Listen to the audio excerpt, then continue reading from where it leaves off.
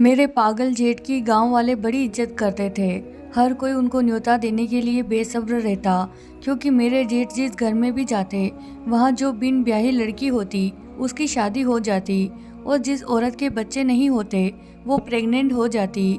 लेकिन मेरे पति को मेरे जेठ बिल्कुल भी पसंद नहीं थे। वो उन्हें हमारे घर में कदम भी रखने नहीं देना चाहते थे। मैं पिछले 6 सालों से बांझ थी।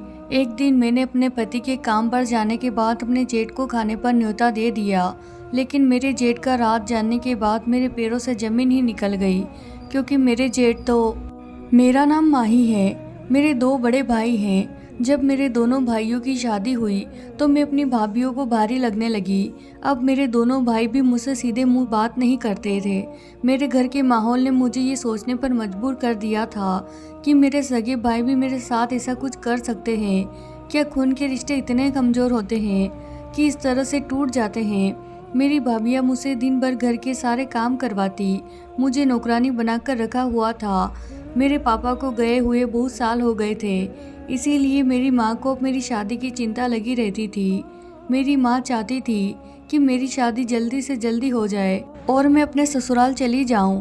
एक दिन मेरी माँ ने कहा, माही बेटा तुम जल्दी से तैयार हो जाओ, तुम्हें लड़के वाले देखने आ रहे हैं। माँ के कहने पर मैंने अपनी अलमारी से एक लाल रंग का सूट निकाला और पहन लिया।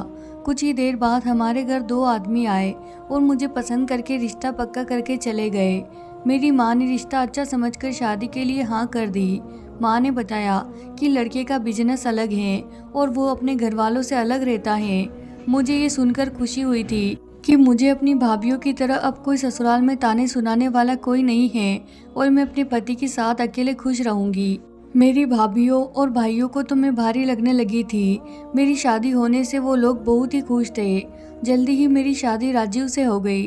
राजीव ने मुझे हमारी सुहागरात पर एक सोने की चेन गिफ्ट की थी। मेरे पति ने मुझे शादी की पहली ही रात एक बात बताई कि माही तुम्हें इस घर में जो करना है करो, लेकिन मेरी एक बात कान खोलकर सुन लो, कभी भी तुम मेरे बड़े भाई और माँ के घर में पैर मत रखना। एक दिन मेरे पड़ोस वाली भाभी बोली, माही तुम सारे दिन घर में अकेले क्यों रहती हो? कभी मेरे घर भी आ जाया करो। मैं तो मौके की तलाश में ही थी, क्योंकि मैं घर में सारे दिन अकेले परेशान हो जाती थी। अब मैं धीरे धीरे भाभी के साथ बाजार भी चली जाती थी। देखते ही देखते मेरी शादी को 4 साल बीत गए, लेकिन अभी तक मुझे कोई बच्चा नहीं हुआ था। मुझे इस बात की बहुत ही चिंता रहती थी। एक दिन मैंने राजीव से इस बारे में खुलकर बात की और मैंने उससे कहा कि मुझे डॉक्टर को चेक करवाना है, तो राजीव मान गए। अगले ही दिन मैं राजीव के साथ डॉक्टर के पास गई। डॉक्टर ने मेरा चेकअप किया और मेरे सारे टेस्ट हुए। सभी रिपोर्ट नॉर्मल भी थी। पता नहीं फिर भी मैं माँ नहीं बन पा रही थी। मुझे किसी ने आयुर्वेदिक दवा भी लेने के लिए बताया, मैंने वो भी ली। मैंने बहुत जगह अपना चेकअप करवाया, लेकिन मुझे कोई फ़ायदा नहीं हुआ। मैं इस बात से बहुत परेशान रहती थी। एक दिन मैंने अपनी पड़ोस वाली भाभी से इस बारे में बात की, तो भाभी कहने लगी, प्यासे के बगल में खुद कुआं है और प्यासा जंगल के इधर उधर भटक रहा है। तो मैंने भाभी से कहा कि भाभी आप क्या कहना चाहती हैं? मुझे कुछ समझ नहीं आया। तो भाभी बोली, माही तुम्हारे जेठ जी जिस घर में भी जाते हैं वहाँ अगर कुंवारी लड़की होती है तो उसकी शादी हो जाती है, और जो बांझ औरत होती है वो पेट से हो जाती है। वो हमारे पड़ोस शर्मा जी की बहू को भी 5 साल से कोई बच्चा नहीं था। फिर जब तुम्हारे जेठ को खाने पर न्योता दिया तो वो पेट से हो गई। एक दिन फिर मैंने भाभी से बोला कि भाभी क्या आप मुझे मेरे जेठ जी के घर ले जा सकती हैं? मैंने उनका घर नहीं देखा है। तो भाभी बोली, हाँ माही क्यों नहीं, चलो। मैं भाभी के साथ अपने जेठ के घर चली गई। मैं जब वहाँ गई तो हैरान रह गई। एक पुराना सा टूटा फूटा सा घर था जिसमें मेरे जेठ और सास रहा करते थे। मेरी सास बीमार थी, लेकिन मेरे पति ने आज तक मुझे उनके बारे में कुछ नहीं बताया था। मैंने अपनी सास के पैर छुए तो उन्होंने मेरे सर पर हाथ रखकर मुझे आशीर्वाद दिया। मैं थोड़ी देर वहीं बैठी रही। फिर मैंने भाभी से कहा कि भाभी घर चलिए, राजू के घर आने का समय हो गया है। भाभी बोली चलो। हम घर आ गए। मैंने देखा राजीव पहले ही घर आ चुके थे। मैंने घर आते ही राजीव बोले, कहाँ गई थी माही, कहाँ से आ रही हो? मैंने कहा कि मैं पड़ोस वाली भाभी के घर गई थी। मेरा इतना भी हक नहीं है कि मैं अपनी मर्जी से घर के आस पड़ोस में जा सकूं। राजीव मुस्कुराते हुए बोले, क्यों नहीं, तुम्हारा जब मन करे वहाँ जा सकती हो। मेरे मन में कई सवाल उठ रहे थे कि राजू अपने घर वालों से इतना नाराज़ क्यों है, जो वो अपने भाई और माँ से मिलने के लिए नहीं जाते। राजू को पता है कि मेरे जेठ जी जिसके घर भी जाते हैं तो वहाँ कुंवारी लड़की की शादी हो जाती है और बांझ औरत पेट से हो जाती है। तो मैं पिछले 4 साल से बांझ थी, मुझे क्यों नहीं बताया।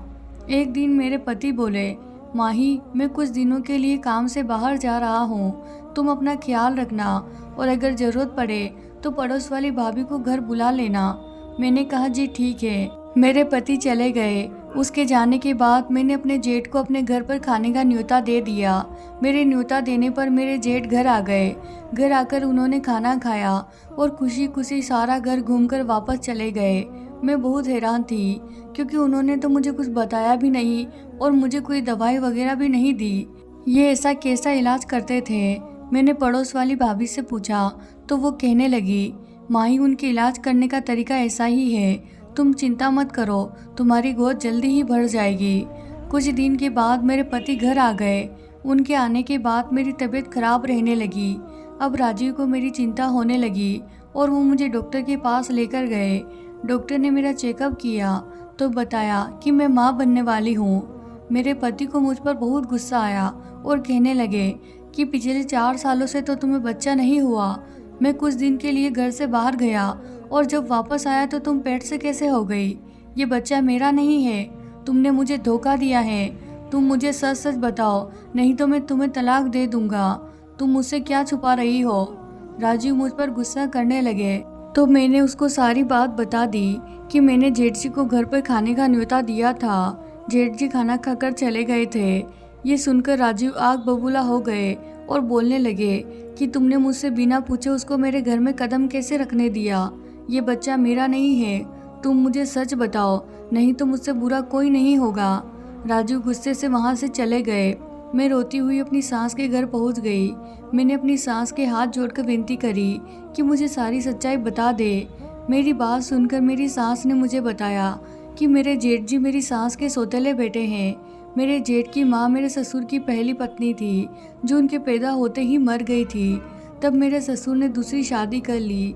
जब मेरे जेठ और राजीव बड़े हुए तो राजीव को इस बात पर गुस्सा आता था कि मेरी माँ अपने सौतेले बड़े बेटे से ज़्यादा प्यार करती हैं और राजीव चाहते थे कि मेरी सास मेरे जेठ से नफरत करे और बस मेरे पति से प्यार करे, लेकिन मेरी सास ऐसा नहीं कर सकी। इसीलिए राजीव ने गुस्से से अपना घर ही छोड़ दिया। जब से अभी तक मेरी सास की देखभाल मेरे जेठ ही करते थे। मेरी सास को बांझ औरतों के लिए दवाई बनानी आती थी। मेरी सास दवाई बनाकर मेरे जेठ को दे देती थी। मेरे जेठ को जहाँ भी बांझ औरत होती वहाँ से खाने का न्योता आता तो वो उनके घर जाकर वह दवाई एक गिलास पानी में मिलाकर उस औरत को दे दिया करते। उस दिन जब मेरे जेठ हमारे घर आए थे तो उन्होंने वो दवाई मेरे खाने में मिला दिया था, जिससे मैं गर्भवती हो गई। मेरी सास जिस घर भी कुंवारी लड़की होती उसके लिए लड़का ढूंढकर उस लड़की के घर भेज देती, जिससे उस लड़की की शादी हो जाती। मेरे पति राजीव को ये सब जादू टोना लगता था, इसीलिए वो मेरे जेठ से नाराज़ रहते थे। आज जब मैं रोते हुए अपनी सास के घर आई थी तभी राजू भी मेरे पीछे पीछे आ गए थे। आज उन्होंने सारी सच्चाई अपने कानों से सुन ली थी। मेरे पीछे से आकर बोले, माँ भाई आप दोनों मुझे माफ़ कर दो, मैंने आप दोनों को कितना गलत समझा था। राजीव मुझसे बोले, माही तुम भी मुझे माफ़ कर दो, मैंने तुम्हें भी कितना गलत समझा। मैंने तुम पर ना जाने कितने गलत इल्ज़ाम लगाए, यहाँ सच तो कुछ और ही था। राजू अपनी माँ के गले लगकर रोने लगे। आज मैं ये सब देखकर बहुत खुश थी क्योंकि मैंने एक बिखरे हुए परिवार को एक कर दिया था। हम सभी ने राजू को माफ़ कर दिया। अब मेरी सास मुझे बहुत प्यार करती थी। जल्दी ही मेरे घर में एक प्यारे से बेटे का जन्म हुआ। अब हमारा परिवार खुशी खुशी एक साथ रहते हैं। तो प्यारे दोस्तों, ये थी हमारी आज की कहानी। अगर आपको हमारी कहानी पसंद आई हो तो इसे ज़रूर लाइक कीजिए। साथ ही अगर आप हमारे चैनल पर नए हैं तो इसे सब्सक्राइब करना बिल्कुल ना भूलें और कमेंट में अपनी राय का इजहार ज़रूर कीजिए। धन्यवाद दोस्तों।